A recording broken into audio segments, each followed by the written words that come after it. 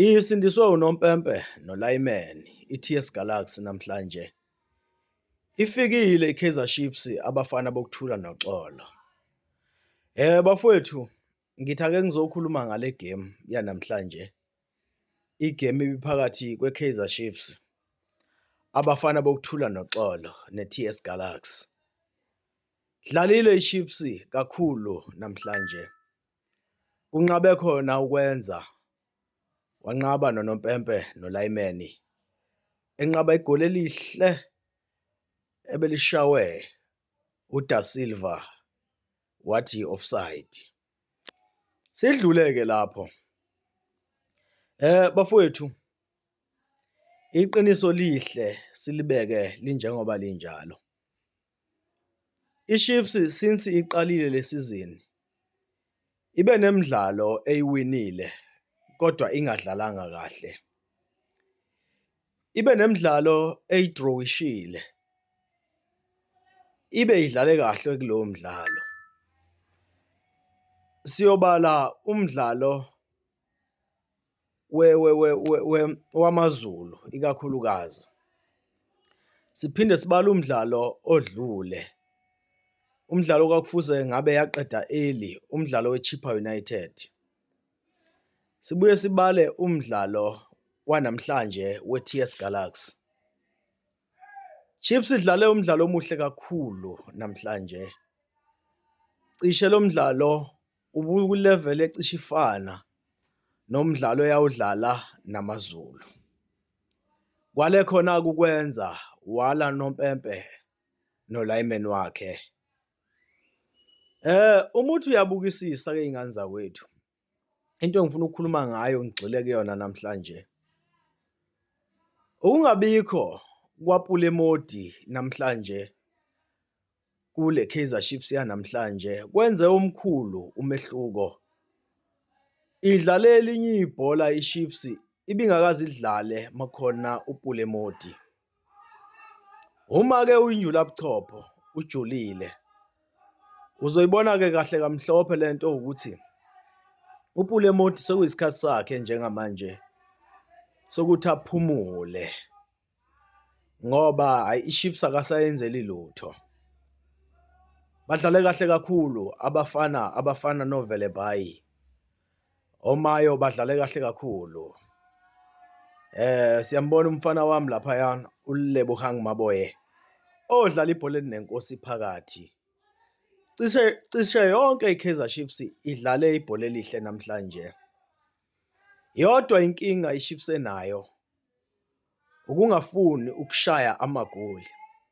Yebo khona liphikiwe namhlanje igoli layo ebelilihle ngendlela eyisimanga. Kodwa lokho akukunikezi ukuthi kufuze ngaba yiwina ngale game ibilula ngolhlobo. Kufuze ngabe iChiefs washayila amagoli oshabalala. Bayeka amathuba ebemahle kakhulu okushaya amagoli. Kufuze ngabe mhlawumbe ifakile noma u2 ngaphezulu kwaleli liphikiwe. At least ke iwine ngo2-0.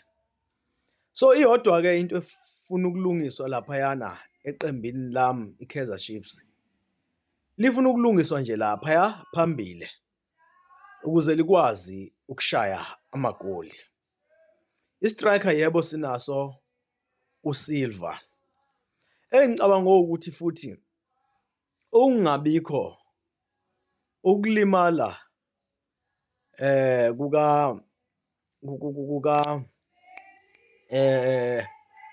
nangu ngimkhohle uGaston Sirino kuyilimaze kakhulu iKaizer Chiefs. Ngoba ngicabanga ukuthi uDa Silva understander kangcono. Sengimfunde kahle uDa Silva.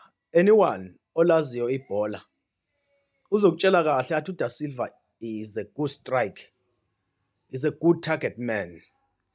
Da Silva uyalazi ibhola, is a target man. He is better than uIguadaro uDa Silva.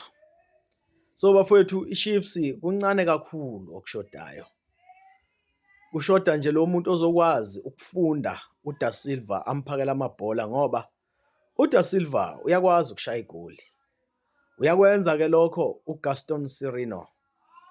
Engicabanga ukuthi if bekhona kwigame namhlanje bekuzoba uyena i-decider yokuthi siwine le game sidle i-TS Galaxy.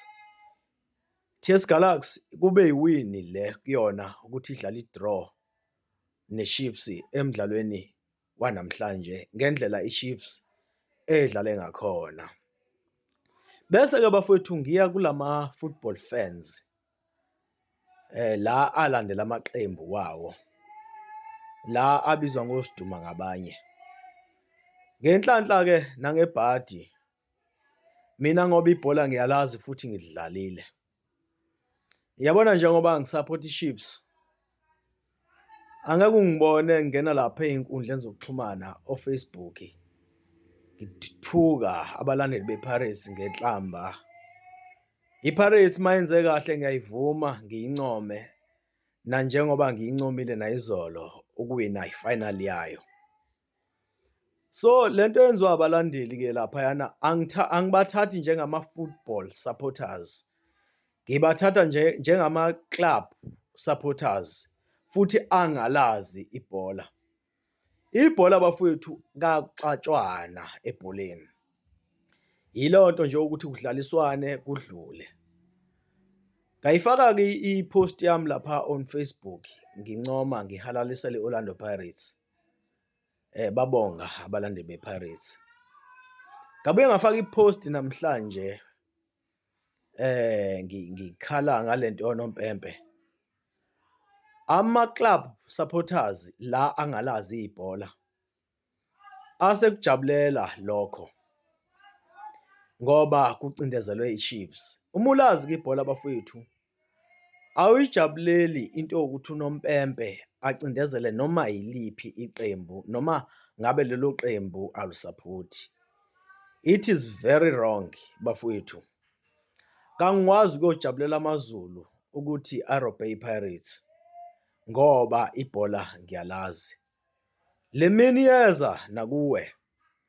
Uma kurojwa i-Chiefs namhlanje kusasa kuyorojwa wena.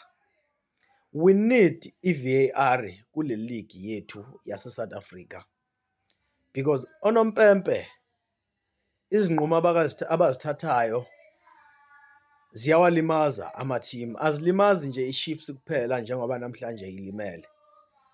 Ziwalimaza cishe wonke amaqembu ase-South Africa. Bese kuthi lezi iphukuphuku ezingalazi ibhola zijabulele khona lokho ukuthi kulimele iqembu angalisapoti. Bafowethu asingayijabuleli into e-wrong. Into e-wrong ebholeni i-wrong if ulazi ibhola. Kuhle ukuwina ebholeni, uwine udlale kahle. Even nami njenge-Kaizer Chiefs fan, angithandi ukubona i-Chiefs iwina ngendlela engekho kahle. Angikujabuleli lokho. So angithandi futhi nokubona enye i-team idliwa ngendlela engahlelekile. Ngifuna umuntu medliwa adliwe ngendlela ehlelekile. Ibhola-ke lelo esili-understand-ayo as ama-football fans. Angibonga ithuba. Ngithi kunina nonke, inkosi ithele umusa.